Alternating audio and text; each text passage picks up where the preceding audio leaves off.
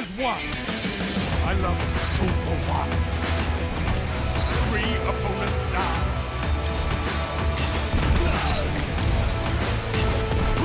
2 for 1. Yes. 3 down. Fantastic work.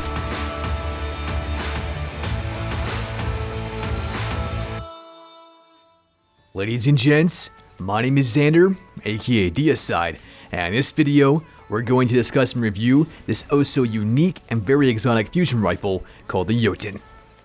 Yes, my friends, I said it correctly, as this thing is actually from Norse mythology. But that aside, I have to say that I love this weapon, and it's because it's so unbelievably unique and very specific to the point where there's nothing else in this entire game like it. If you were to ask me, I would say to Bungie, please, oh please, oh please, keep thinking outside the box, because it's weapons like this that make Destiny 2 so unbelievably fun and just an absolute blast.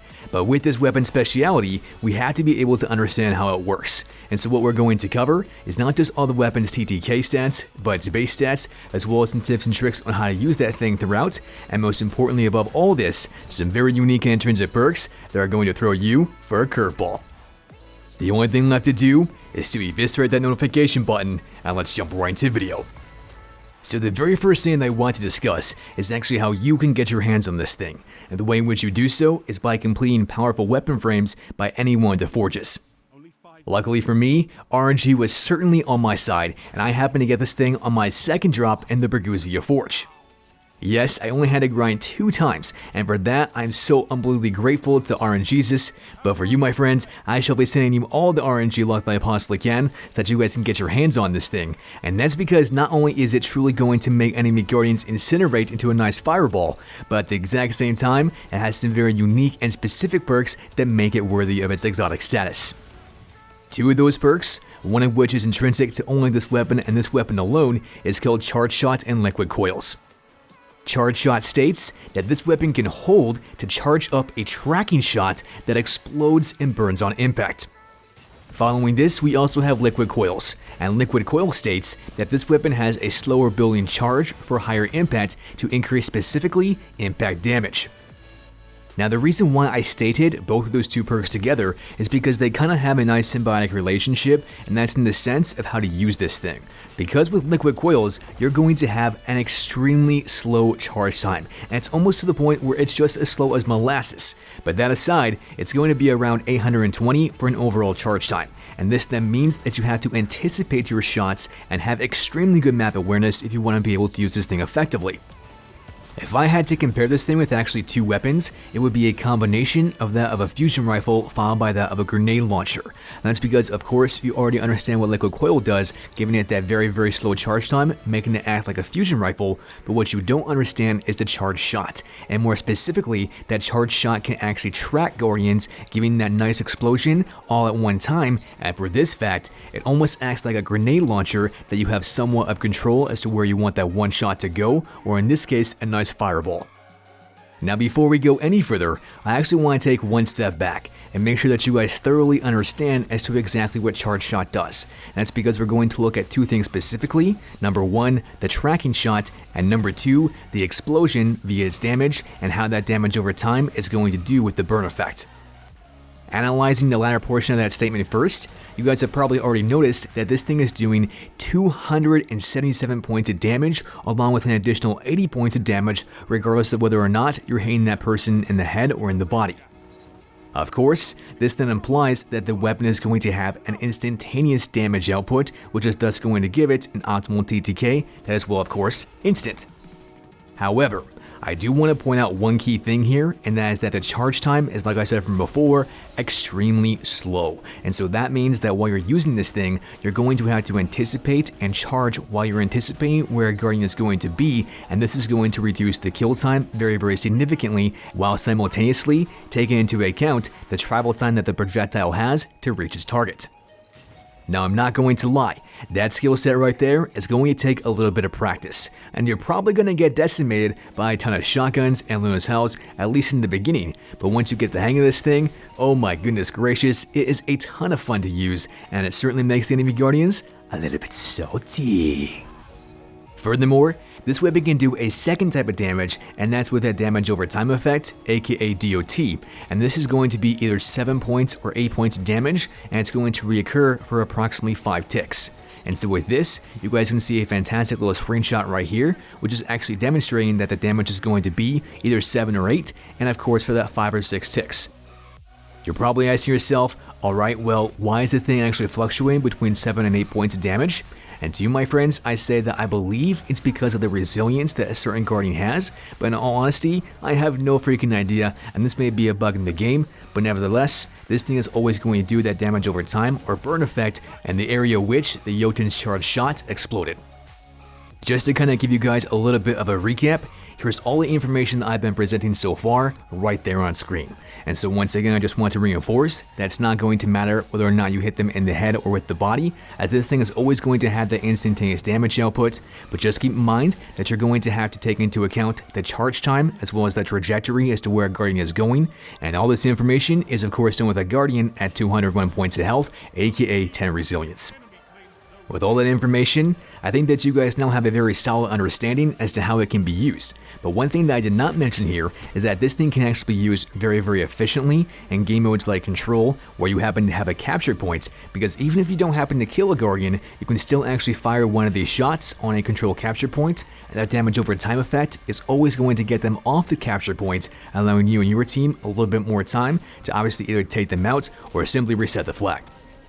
With that, I want you guys to remember one more thing about what I said that Charge Shot can do, and that is that it can track guardians. And to be more precise, here is a fantastic and incredible example of this on this brand new map called Equinox. Here I am standing on top of the purple bridge, approximately shooting around the B area on the map. And so I want you to notice here is that I take my shot, the enemy guardian moves, and then zing! Curve, baby, curve! This thing is like Randy Johnson back in his heyday, throwing those nasty curveballs and striking out so many baseball players like there is no tomorrow. When I slow this down for you, this thing actually tracked the enemy guardian around the obstacle and still was able to track him and thus incinerate, eradicate, and truly decimate him to the afterlife.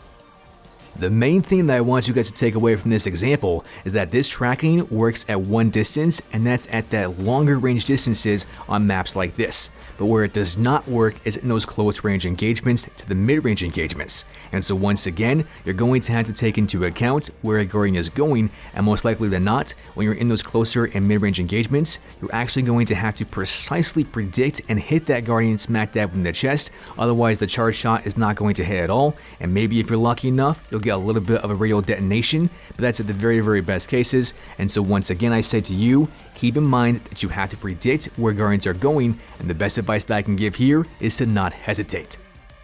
Hesitations always leads to indecision, and that, my friends, is the #1 key mistake that I found myself doing. And so once I understood this, you guys have just got to trust the weapon and anticipate where guardians are going, and once you get that, this thing is not going to only be very enjoyable to use, but at the same time, you could possibly even bowl a 300, and that's a perfect game. Grasping all of these things, I think that you guys now have a pretty darn good understanding as to how to use the weapon more effectively. But you guys know me, I'm all about more information, and I think that if you look at the weapon's other perks, you might even be able to understand how to utilize it better. And so what we're going to see here is that this weapon also has Volatile Launch, Shield Disorientate, and Polymer Grip.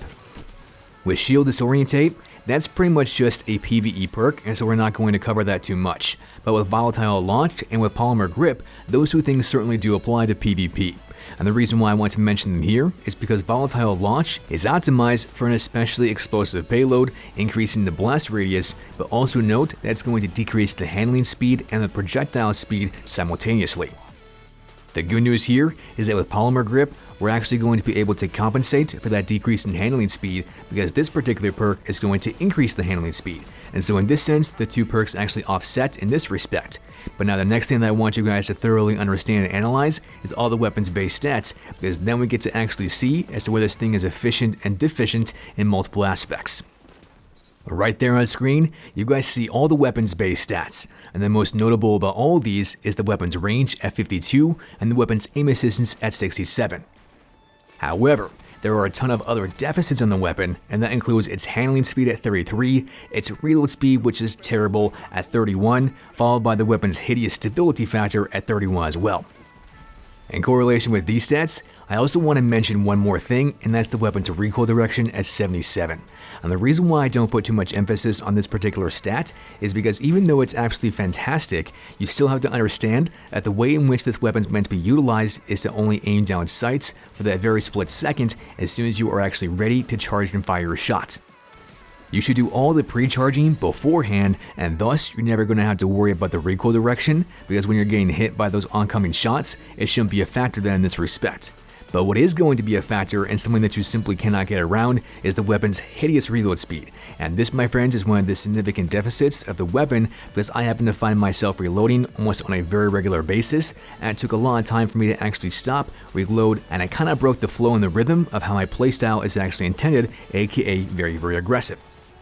Despite the Jotunn's cons, it still has two incredible pros, and that's the weapon's range at 52 and the weapon's aim assistance at 67. And so with these two stats, we have a decent bullet magnetism via the range, and we still have some pretty good overall margin of error that we can miss guarding due to the weapon's high aim assistance. If you were to ask me, I would say that those two stats right there are perfect just the way they are. But what I would actually like to see change with the weapon's masterwork is to potentially decrease that charge time, because the charge time at 820 is truly astounding and makes the weapon very difficult to use. But even so, practice does make perfect, Deislayers, and with that mentality, I guarantee you that you're going to get the hang of this thing pretty darn quickly and simply enjoy Destiny 2 for the game that it is. All in all, if I had to say whether or not the weapon was good, bad, or neither, I would say that it's just north of neither and slightly south of good. And the reason why I say this is because it does take some really good comprehension as to how the thing is meant to be utilized appropriately, and once you grasp this concept, then you can utilize it in a much more effective manner. But understanding this is going to take a little bit of time to get used to, so by all means, have some trial and error, and once you do get the hang of this thing, it's going to be sniping Guardians left and right cross map, and for those Guardians that get a little too close and personal, well, they're going to experience a nice little bonfire. Is this weapon exotic? Yes, it certainly is. And to be honest with you, my friends, it's just in the right place that is right now, because it can do a lot of fun things and it can be used with a wide variety of playstyles. And the only other recommendation that I would have for you guys is to use it with, say, something like a hand cannon or something else that can do a very high damage output, because that's then going to associate very, very well with the weapon's high damage output if you don't happen to down them instantaneously, because most likely than not, they're already going to be one shot, and then something like a Duke or possibly something like a Criminal's Dagger is going to do the trick.